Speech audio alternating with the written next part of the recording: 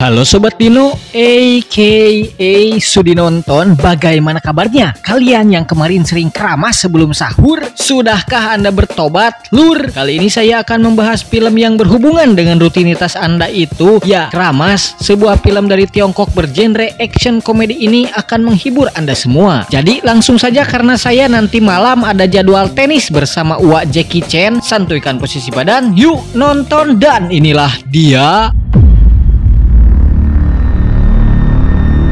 Alkisah berlatar di negara kelahiran almarhum Bruce Lee. Scene akan berfokus pada sekelompok gangster yang sedang menghajar seseorang.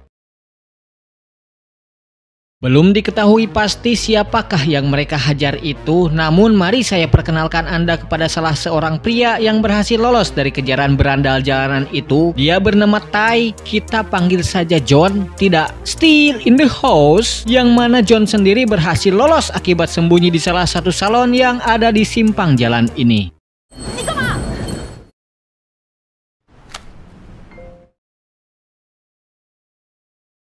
Tak lama kemudian scene akan beralih dengan memperlihatkan proses pemakaman si pria yang dihajar tadi dengan dihadiri banyak orang. Ya, faktanya orang yang dihajar sekelompok gangster itu merupakan ketua dari salah satu gangster paling disegani di kota ini, dengan si John lah yang menjadi asisten si ketua itu. Belum diketahui pasti alasan dibalik kerusuhan tersebut, namun dengan wafatnya si ketua, otomatis membuat John naik pangkat menjadi seorang ketua yang telah disetujui oleh anggota gangsternya ini. Mengingat kejadian semalam yang melibatkan karyawan salon di simpang jalan, kita panggil saja dia Fan, seorang penata rambut yang ngefans kepada pemain baseball bernama Tarsum. John merasa berhutang budi kepada Fan sehingga setelah menjadi ketua gangster, John rutin mampir ke salon tersebut untuk sekadar mengganti gaya rambut yang sesuai biar nampak lebih sangar.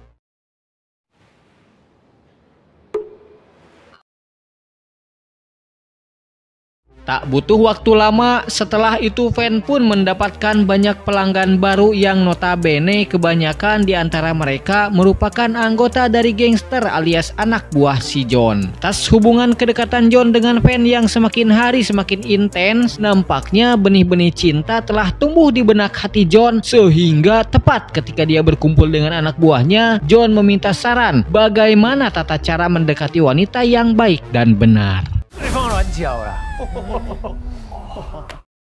Beralih pada kasus pembunuhan si ketua di awal film tadi, nampaknya John dan anak buahnya tidak tinggal diam untuk mencari dalang di balik kasus tersebut, sehingga mereka menyebarkan mata-mata ke berbagai sudut kota. Tak hanya itu, mereka juga kerap kali mengunjungi tempat-tempat yang dicurigai untuk menangkap secara langsung siapa saja yang terlibat kasus pengeroyokan hingga terjadi pembunuhan tersebut, supaya kasus ini cepat terpecahkan, supaya kasusnya tidak mangkrak sampai 8 tahun dari 2016 yang sempat dibikin film akibat ketidakprofesionalan aparat dalam menegakkan hukum yang adil. Untung bukan di Indonesia, di negeri uka-uka.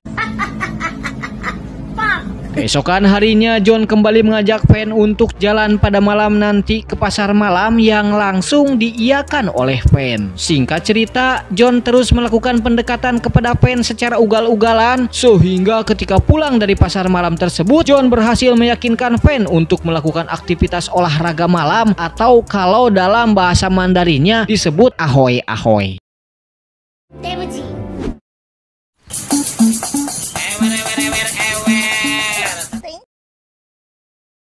Setelah tragedi Icikiwir tersebut, John dan Fan telah resmi menjadi sepasang kekasih yang sama-sama bucin. Pada suatu momen, Fan memberitahu John bahwa dia sangat ngefans kepada salah satu pemain baseball yang bernama Tarsum, yang kemudian dengan sedikit rasa pekanya, John lantas mengajak Fan untuk menonton pertandingan baseball sore ini. Singkat cerita, berangkatlah mereka untuk menonton pertandingan baseball itu, tapi inilah yang terjadi selanjutnya.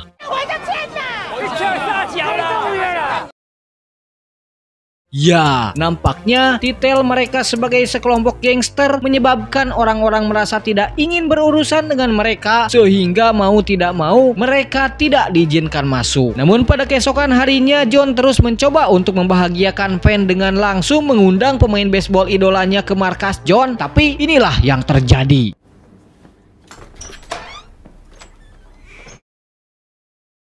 Entah apa yang ada di pikiran fans sehingga membuatnya begitu marah. Entah ia habis rungkat tadi malam gara-gara tidak dapat petir Abah Zeus, entahlah. Namun yang jelas fans setelah itu langsung memutuskan hubungannya dengan John begitu saja.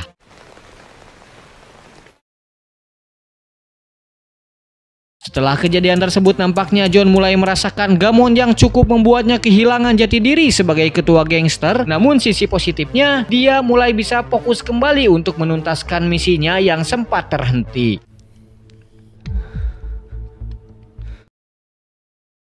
Sementara itu di waktu yang bersamaan, ternyata kini Van telah menjadi karyawan salon ternama di kota ini. Sudah tidak di salonnya yang dulu, yang pada saat ini dia kedatangan orang yang dulu ia idolakan, yaitu seorang Tarsum. Selain karena ingin memangkas rambutnya, kedatangan Tarsum kali ini adalah untuk memberitahu Van atau semacam bentuk klarifikasi kenapa dia bergabung dengan John pada malam itu. Yang fakta ini mungkin akan membuat Anda cukup merasa terkejut bahwa ternyata Tarsum memberitahu Van bahwa John adalah teman masa kecilnya yang terpisahkan karena nasib. Ia juga memberitahu bahwa John dahulu adalah teman satu timnya di timnas baseball sebelum akhirnya John dicoret oleh tim pelatih demi untuk melindungi tim. Intinya Tarsum ingin memberitahu Van bahwa dia sama sekali tidak ada niatan untuk melecehkan baseball karena telah takluk pada gangster, tapi dia sendirilah yang ikhlas, ridho untuk hadir di tempat John demi untuk menyenangkan pacar sahabat masa kecilnya itu.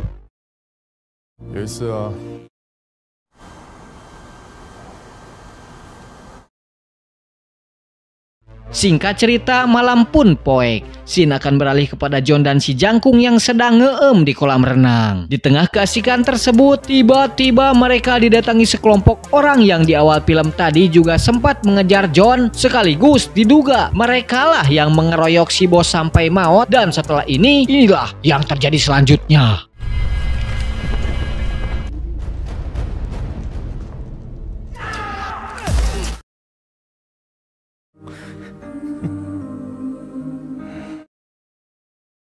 Ya, John dan si Jangkung pun berhasil dilumpuhkan, tapi tak lama kemudian tiba-tiba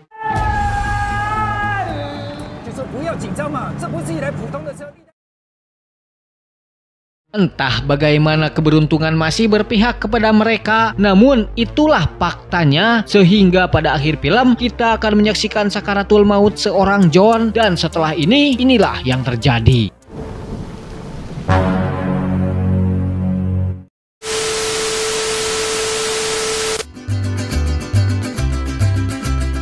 Bagaimana filmnya Sobat Dino? Absurdnya dapatlah ya. Sebenarnya film ini merupakan film Tiongkok yang rilis bertepatan untuk merayakan tahun baru Cina tahun lalu, namun masih dapat dikonsumsi atau dinikmati oleh khalayak ramai di seluruh belahan dunia. Pesan yang dapat diambil dari film ini adalah berkaca pada John yang seorang ketua gangster paling berbahaya, tapi dia masih saja bisa menghargai, bahkan dia begitu bucin pada seorang wanita seperti Van. Ingatlah, tidak semua yang kita lihat baik benar-benar baik, juga tidak semua yang kita lihat buruk benar-benar buruk. Itu saya Aden mewakili seluruh laki-laki bucin dan positive thinking pamit undur diri. Sampai jumpa di video berikutnya dan wassalam.